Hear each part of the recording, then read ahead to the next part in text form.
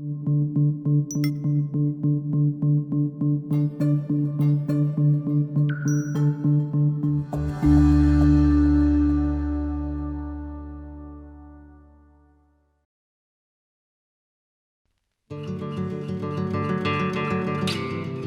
by day, little by little, we write the story of our lives. Join author Joe Alch on a walk down memory lane with tenacious humans who didn't let their circumstances dictate their life and what they could become. Welcome to the Lemon Tree Memoirs of Courage podcast. Hi, welcome to the Lemon Tree Part 4. This is my book. I'm usually interviewing authors, but I'm being interviewed. My book, The Lemon Tree Memoirs, a Memoir of Courage. And Krissa is here to interview me on Part 4. And so we're just going to get started. So thank you for being here. Thank you. It's an honor to be here and so excited for Part 4. We're in the very last chapters of the book. And it's just so exciting. There are so many amazing things happening and buzz around the book, and I'm just so excited to be a part of it. So when we ended the last time, in our last episode, we were speaking to your parents' kind of later stages and what that looked like and emotionally was like for you. Let's start talking about that. Okay. Well, about that time when my parents were starting to decline, my business was really taking off. Mm-hmm. I started my business in 2006. This was about 2013. So I had been in business for about 7 years. My grandmother, Honey, was declining, and she decided to move in with me. We both decided, actually.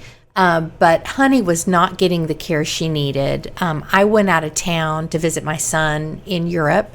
He was doing a missions trip in Europe. And when I came back, she had been placed in a nursing home. And she didn't want to be there. She asked if she could live with me. And of course, I said, of course you can. So she was on hospice. It wasn't an imminent situation. She had congestive heart failure. So it's a slow process with congestive heart failure. She had heart problems for years. But what was real interesting to me, this was when my mother, we'd call her to give her a report. My grandmother had been in the hospital, had to go to the ER for something, couldn't breathe. We started her on home health. And my mother's answers would be, of course, she was out of town, but well, just keep me posted or let me know what the doctor says. And I would get real frustrated. Like, why are you not more concerned? So it was then that I started noticing, something is going on with my mother. Meanwhile, my dad was sending me emails. My dad was flat broke. No insurance. He had gone into bankruptcy twice. And so my dad was needing money, hinting around, but basically emailing me about how broke he was and how much they needed and what they needed to survive monthly. And so I was being pulled. I had my business that was growing. I had my grandmother who couldn't take care of herself anymore. I was frustrated with my mother and my aunt for not stepping in and kind of putting the ball in my lap.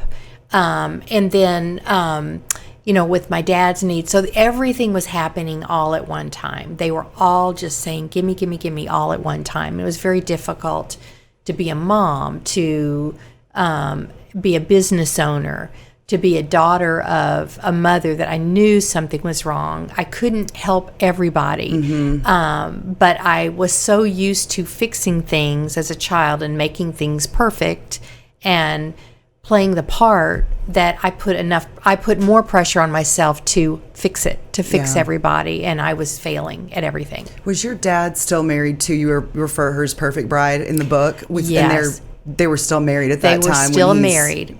They were living in Florida. She could not find a job. He couldn't find any work, and he did get a Social Security check, but they just couldn't meet their financial needs. And he was still drinking at the time? He was drinking. That's where things, okay. Right. And that was not addressed. That was the elephant in the living room. No one would talk to him about it. And it was a problem. It had been a problem for years. But my dad was that, good old Baptist man. Sweep it under the rug. Don't talk sweep about it it. under the rug. You don't talk about things like that. If you do, you're being legalistic and judgmental, and God doesn't like that. And you need to be submissive. You're a woman, and do as I say, not as I do. So that I struggled with as well, because even having a conversation, a civil conversation, I remember one time I called him. I said, "Dad, you sound depressed." And he was like, "I am not depressed. You are not a doctor, and you are not going to talk to me that way." So my dad was not, you couldn't really have a conversation with Dad because he was right and everybody else was wrong. When was any of that at any point some of the dementia that was setting in, or was that him? It was him. He was very stubborn, very prideful, and just didn't want to be told what to do. So and that probably came to just thinking about it and kind of reflecting back on me being able to be with him for a little bit too, which was such an honor, and I was so thankful for that. But being able to actually read the book and have that experience with him for that short amount of time, it does make sense to me. When you're with somebody and then you see and learn about the history behind the person, or just really like we were just speaking to in a different podcast, speaking to books and what's underneath the cover. And there was always that pride that I think for him, from an outside person looking in, from him growing up the way he did and being treated how he was in his family for not going the doctor route and doing all of that as the sons were expected to. In his later years, it was kind of being lashed out. I feel like that maybe was coming out. It was a as defense well. mechanism. A defense mechanism, exactly. And then my mother, we knew something was wrong, but we just couldn't put our finger on it. And they came down for Thanksgiving. It was the last Thanksgiving they came down. And Henry, we were all eating, and Henry came down and sat next to me when we were having dessert and said, "Your mother's having memory issues." And I said, "I can tell, I've noticed, and I think she needs to get to neurologist. Let's get her to a doctor that can prescribe the proper medicine, help her." And he goes, "So what good is that going to do? What is that going to cost me? What good is that going to do?" So automatically, even in the early stages, he did not want to take responsibility for anything going on with my mother. And we were pretty helpless. Our hands were tied. So my son when my son graduated from college, she came to the graduation. She drove to Dallas with us and stayed with my sister and I for a week.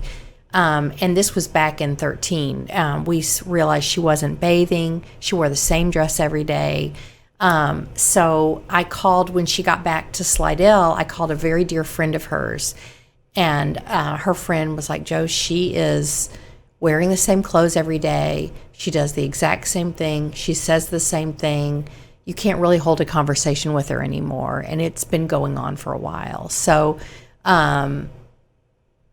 everything was going on at once. And as a nurse that works in senior care and geriatrics, and I am such an advocate for our patients, I wanted to take on that nursing role too. Like, okay, we've got to fix this. We've got to help her. We've got to get a doctor in place, get her on the right medication.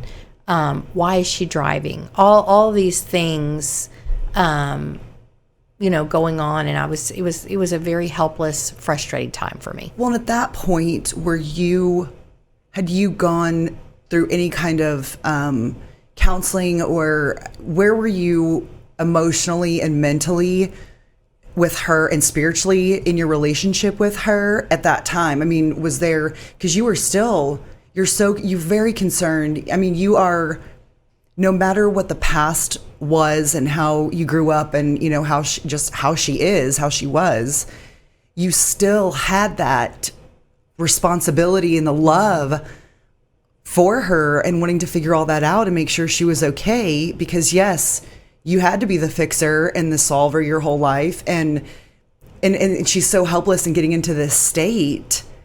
Where were you spiritually and emotionally during that time? Spiritually and emotionally, I was a wreck, and I did not realize. I had to go out of town to speak at a conference, and I called my aunt. My honey was having chest pain, and she was getting nitroglycerin, and so we were trying to help her, and I was struggling so much, and my business was growing. We had an opportunity to possibly sell franchises, so there were so many things going on.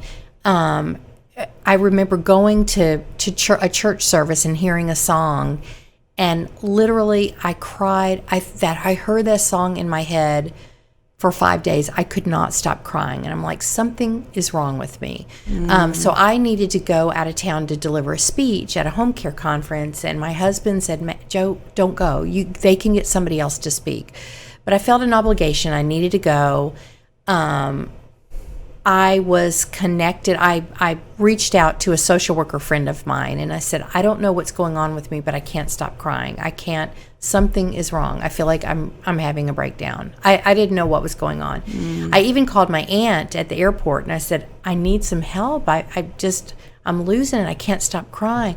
Well, just suck it up, basically. So anyway, I wound up getting through my speech. I was connected with a wonderful psychologist here. Flew back to Dallas. I was in Austin. Flew back to Dallas.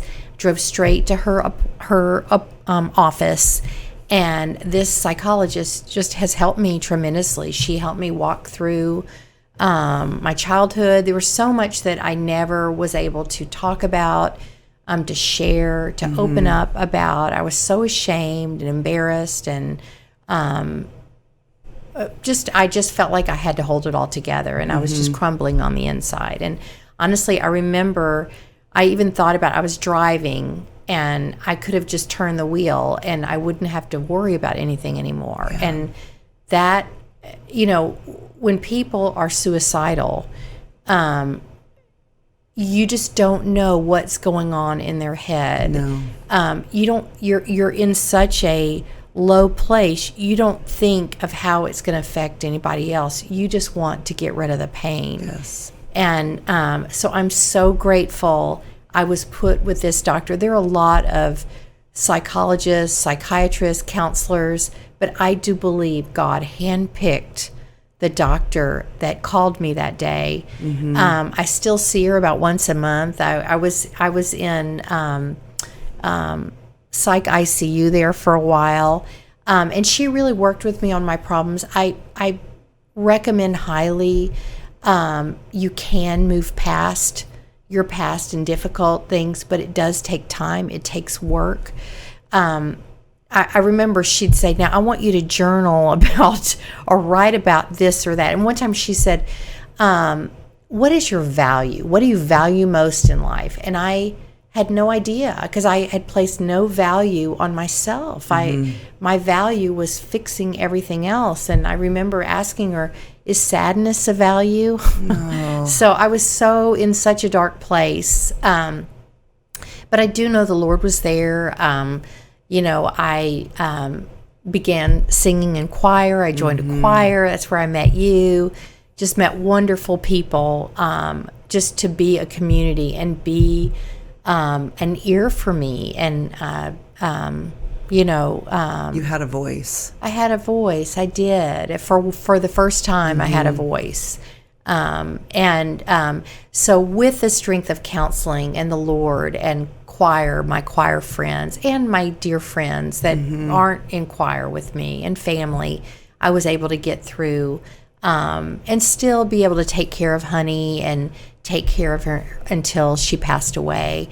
I remember when my mother was in the hospital and Honey was on hospice and had a couple of weeks to live, and my dad was going to move to Dallas and just demanded that I get Perfect Bride, his wife a job, and I needed to pay her X amount. And Wow. this is the apartment that they were going to have to pay for. And she had to bring in this much after taxes. And I need to make sure that there were so many things going on. I remember Henry asked me, Joe, you got to take care of your mother. Can't do it.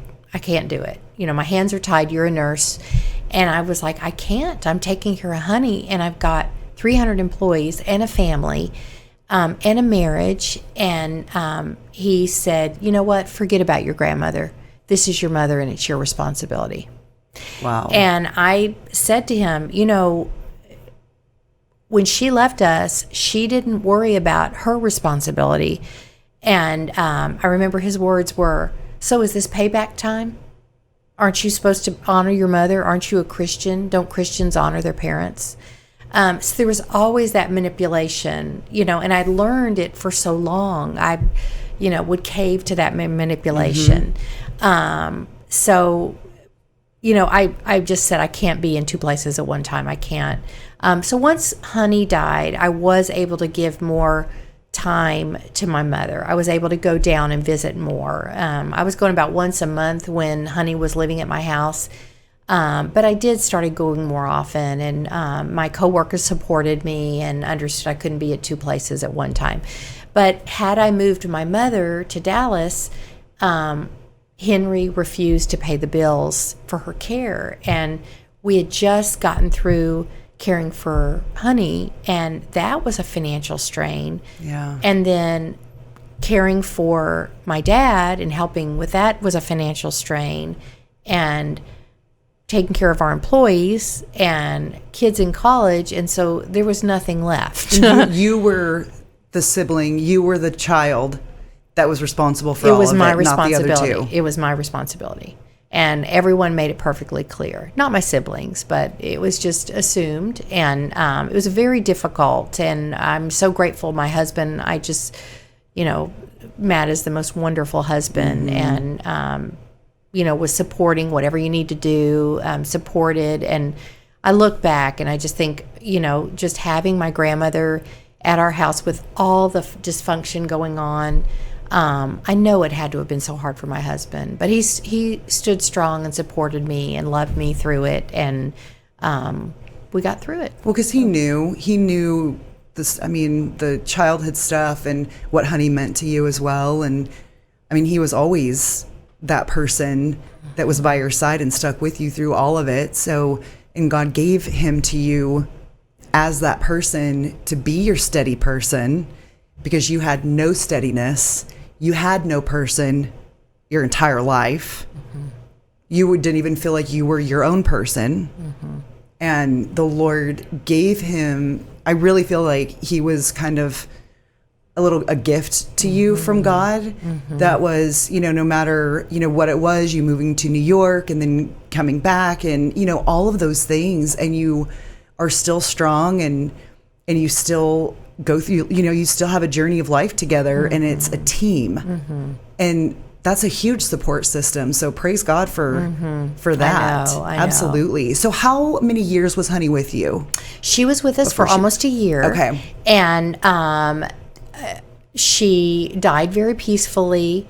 Her daughters were not very involved at the end of her life. My mother was unable to come. Her other daughter had her own issues and wasn't able to really participate in her care. And that was very discouraging for Honey, and it broke my heart for her. She would cry. She she would just say, Joe, you just don't know how it feels to have daughters that I guess I wasn't a good mother. And, it was very sad. But meanwhile, my dad couldn't live with Perfect Bride anymore. They were broke. She was depending on a salary from me. He was drinking, and with the stress of the finances, he was drinking more. So there was so much chaos and argument that he wound up temporarily moving in with me for 3 weeks. It was a temporary thing, so we could find him a place to live. My sister and I took turns with him, and that was a challenge, let me tell you. But we both decided, we took him to the doctor, and we decided we were detoxing him. So from my psych days, working in a psych hospital, working on the alcohol and rehab unit, it was real challenging to see people that are addicted to drugs and alcohol and see how freeing it is when they're free from alcohol. So it was a tough 3-4 weeks between my sister and I, but we got my dad completely off alcohol. It was wonderful. That's amazing. And but the symptoms that he was having from the alcohol, what we thought was alcohol, was really hidden dementia. And so my dad started declining pretty rapidly. He fell, begged to live with my sister and I. And the few weeks that he was with us, I mean, he ordered us around like we were little children again. Joe, go get me that. I need some more salt. Can you put this on a tray? Will you heat up this roast a little bit more? What do you have for dessert? No, I don't like chocolate. Would you go get me some vanilla ice cream? When do I get my shower? It was on and on and on. Wow. And so I just knew I couldn't do it. My sister was the same way, and my dad would call, Hope, I need this, Hope, I need that. And so we just, he was that dad when he was in his 30s, and we were the little girls, yes, sir, we'll do, that we were those submissive daughters. So that was just not going to work. Yeah. So we wound up putting him in an assisted living. He fell, unfortunately, fractured his back, and was moved to a little group home where he was placed on hospice. And we had care with him, and he died very peacefully. It was very sweet. And when he was dying, all he talked about was my mother. It was real interesting. He really loved her. And, the Bible holds marriage so sacred. And I thought it was really interesting when my dad was dying. He called out for my mother. And my mother was at a nursing home in Slidell at this time. And as my dad's dying and he's asking about my mother, we get a call from the nursing home that my mother's in and said, I don't know what's going on with your mom, but she's just staring into a corner. She's staring into space. Her vital signs are fine, but it's like she's in this comatose state. So I called her private caregiver. She had a caregiver come a couple days a week. I said, something's going on with my mother. My dad's dying. Would you mind just going over there and maybe read the 23rd Psalms or pray with her or hold her hand? Something's going on, because we couldn't be in two places at one time. And my brother and sister and I just prayed, please, God, don't take them both at the same time. I can't do it. I couldn't emotionally, physically do it. So the caregiver got over and started saying the 23rd Psalm. My mother started saying it with her, and my mother wasn't speaking. She was saying very few words. But as my dad's asking about my mother, and Gina is with my mother holding her hand, saying the 23rd Psalms, and my mother says it with her, my mother gets up out of bed, walks out into the lobby, sits at the piano, and plays Amazing Grace. And the most interesting thing, too, when my dad met her, she was 15, he was 24. He met her in a Sunday school class, and she was playing and singing Amazing Grace. Oh, my word. So I That think just gave me chills. it was almost like a homegoing song. Wow. And I think my mother, she should never have married my dad. They were not suited for one another. But with both of their upbringings, it was just a clash from the start. But really, I think my dad really loved her. And I think at one time my mother did love her in a 15-year-old sort of way. She loved him, or she thought she loved him. And but I just, that message told me just how God holds the value, the sanctity of marriage. And so that was a lesson for me. So a few months later, my Henry passed away. He had a stroke and passed away. So we were able to move my mother to Dallas. And so she was on hospice.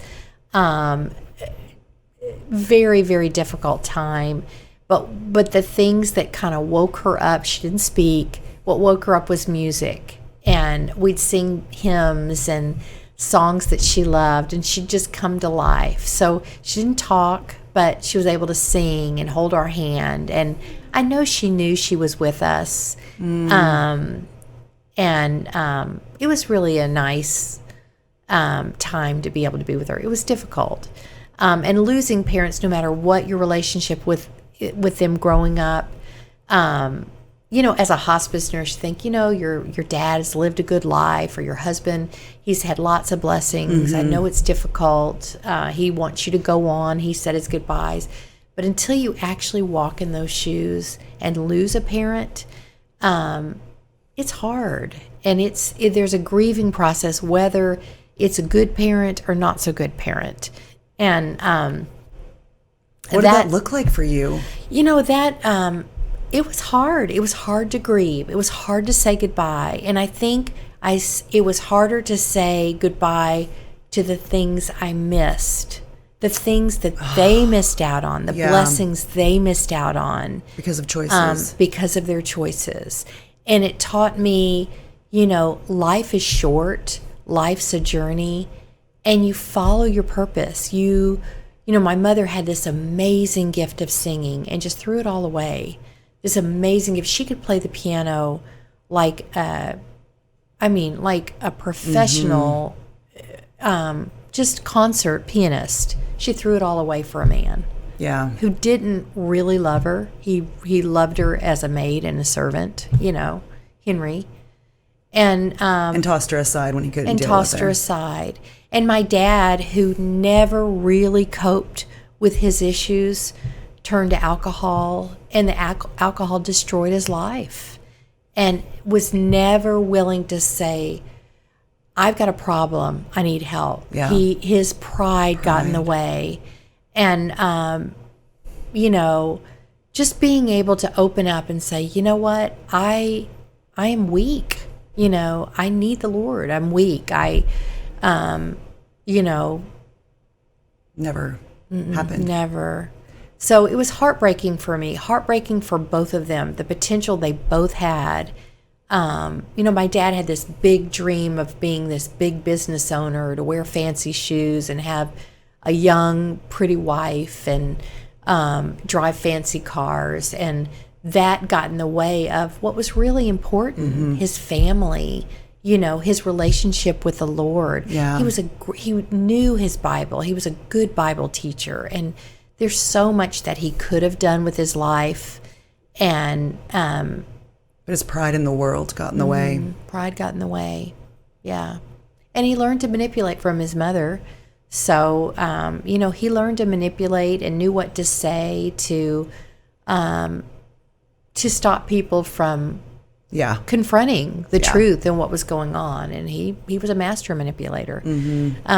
So just learning, I think with my book, my kids understand me more. My husband, even I've shared everything with my husband. He's my best friend and soulmate, but he said, reading things, he knew about things, but reading things really helped him understand, the depth and the level of what you were dealing with. And everybody has a story, and just understanding people. You got to meet people where they are. And, we all have gifts. We all have weaknesses. We all have strengths. And where can we meet that person? And, God creates everyone. He created us. So he doesn't create trash, No. So all of us, isn't it wonderful to own that? Like to get to the place of knowing no matter all of these things that were allowed, not caused or, put on you by God, it was allowed through his hands to mold you and make you the person that you are in him, so that at this moment in this time, you can share your story as a very strong Christian and a firm believer in God's grace and redemption and just his power to overcome all of that, because he brought you your gift of Matt to be that person for you. He brought you the gift of your amazing Christian counselor who has literally saved you. my life. She did save my life. Really saved your life through the word and through Christ and his redemption. Because we all, like you said, we all have a story. And the Lord, even biblical, when we read the Bible, the Lord uses our brokenness and allows our brokenness to bring him glory. Because if people weren't broken, we're in a fallen world. If there wasn't sin and we weren't broken, who needs Jesus? Nobody. Nobody needs Jesus if there's not redemption and if there's not that hope. And there is that hope. And your story is the epitome and the testimony of hope. And maybe that should be on the book. A story of courage and a testimony of hope. It's, really, because it's what it is. It's very hopeful. And when I read it, and I was telling you, every podcast that we've done and going through the book, and I finished the book a couple weeks ago, but going through it and just watching you live, and I'm not going to get emotional, but I might, watching you live and how you are and who you serve out of such a place of like compassion and passion, because you're passionate about people and what you do and doing it with excellence. But you wouldn't be the business owner and the wife and the nurse and the mother and the grandmother that you are now if you hadn't had all of these experiences and all of that healing and hope. So that is the message of the book. It's so close to being published that my goal as a friend and as, a coworker and an employee is that people would read this and Christians would read this book and just ruminate on it and pray through it, because there were a couple parts that really got to my heart, and I just laid on my couch weeping because you always had your hope in Jesus. And that's huge, Joe. Like, it's really huge. So just know you're helping people and you're pointing them to the Lord. And I think we might not see everything that your book does this side of heaven, but when you meet your parents there, and honey, they're going to be proud that you are strong in your faith still, and that you have the legacy that you have, and continue to have and continue to grow with your precious family and your business and your nonprofit, your book. It's big. So I'm honored to be a part of this. Thank you. And I'm so honored too. And I want to say too, just because I've worked through, people that have gone through tough stuff, you never forget that. You move on, and there's still moments where somebody can say something that can really hurt my feelings, and I have to learn. Okay, you know what? God is good. You got this. I've got this. But it all of this brokenness made me who I am, and I have such a compassion for seniors, Yeah. And I'm so grateful that my grandmother brought me to that home for the incurables. And I saw this horrible nursing home while my friends are all playing with their Barbies. I'm having to go to nursing homes. But it planted a seed in me. And now, there is such a need for people to care about our senior community. Absolutely. And people just want to turn a blind eye, but it's there. So if I can use my suffering to help those others and help those seniors in need, then it's all worth it. It's all worth it. There's a Bible verse, when Sarah Burlington, who wrote Why Me, and she had a really bad mother too, and I feel like we're kindred spirits because kind of soul sisters, just because we both, it was different stuff, but just some of her mannerisms and the way she responded to questions, I get right where she is. Yeah. But I said to her, there's a Bible verse. Look at you. You've got this successful book. You've got this great family, wonderful husband. I said, there's a Bible verse that said, I will redeem the day. And God redeemed the day. And I know for me, He redeemed the day. And I'm so grateful now. I never take one thing for granted. I just want to continue. I hope their book helps others. I want to keep working and doing what I'm doing. And just to God be the glory for everything. Thank you. I Thank just you. appreciate this opportunity, and stay tuned for the book. It will be releasing soon, and we'll have all the information on your website and the Facebook page too. So stay tuned. Thank you so much. We've got some great authors coming up. Thank you for joining us on the Lemon Tree Memoirs of Courage podcast, hosted by author Joe Alch. You can find more information on Joe's beginnings and the Lemon Tree at thelemontreebook.com.